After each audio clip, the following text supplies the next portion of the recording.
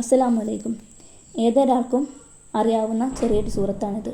ഈ ചെറിയ സൂറത്ത് ഓതി എന്ത് ആഗ്രഹമാണോ മനസ്സിൽ ഉദ്ദേശിക്കുന്നത് അത് വെറും 7 ദിവസത്തിനുള്ളിൽ നമുക്ക് നേടിയെടുക്കാം. 5-10 മിനിറ്റ് കൊണ്ട് ഓതി തീർക്കാം. ഈ രീതിയിൽ ഓതിയാൽ ഉദ്ദേശിച്ച കാര്യങ്ങൾ നടക്കുന്നതോടൊപ്പം എല്ലാവരുടെയും കടങ്ങൾ വീടുവാനുള്ള വഴി റബ്ബ് തുറന്നു വരികയും സാമ്പത്തികമായ ഉയർച്ച ഉണ്ടാവുകയും ചെയ്യും. അതുപോലെ തന്നെ എല്ലാവരും ഭയക്കുന്ന സിഹിർ, കണ്ണേറ്, പൈശാചിക ഉപദ്രവത്തിൽ നിന്ന് കാവൽ ലഭിക്കുകയും ചെയ്യും. പൈശാചിക ഉപദ്രവത്തിൽ നിന്ന് രക്ഷപ്പെടുന്നതിനോടൊപ്പം തന്നെ നമുക്ക് നല്ലത് മാത്രം ചിന്തിക്കാനും പ്രവർത്തിക്കാനും കഴിയും.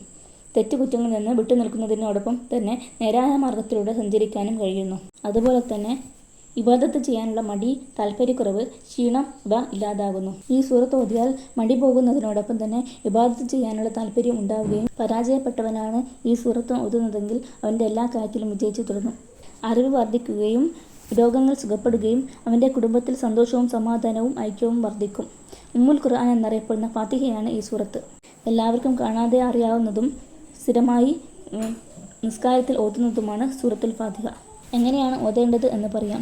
സുബ്ഹി നിസ്കാരത്തിന് ശേഷമുള്ള ദിക്റും പ്രാർത്ഥനയും കഴിഞ്ഞതിന് ശേഷം നിസ്കാരപ്പായിൽ നിന്ന് തന്നെ എഴുന്നേൽക്കുന്നതിന് മുമ്പ് തെറ്റുകൂടാതെ ആത്മാർത്ഥമായി സൂറത്തുൽ ഫാത്തിഹ 7 തവണ ഓതി തീർക്കുകയും അതിനുശേഷം മനസ്സിലുള്ള ആഗ്രഹം പറഞ്ഞ് പ്രാർത്ഥിക്കുകയും ചെയ്യുക.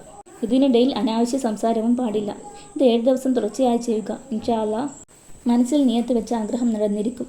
എത്ര തിരക്ക് പിടിച്ച ആളുകൾക്കും ഈസിയായിട്ട് ഓതാവുന്നതാണ്. ഇൻഷാ അല്ലാഹ് ഇത് ഓതാൻ അല്ലാഹു സുബ്ഹാനഹു വ തആല എല്ലാവർക്കും തൗഫീഖ് ചെയ്യട്ടെ. നിങ്ങൾ എൻ്റെ ചാനൽ സബ്സ്ക്രൈബ് ചെയ്യുക, ലൈക്ക് ചെയ്യുക, കമൻറ്റ് ചെയ്യുക. അസ്സലാമു അലൈക്കും വറഹ്മത്തുള്ളാഹി വബറകാതുഹു.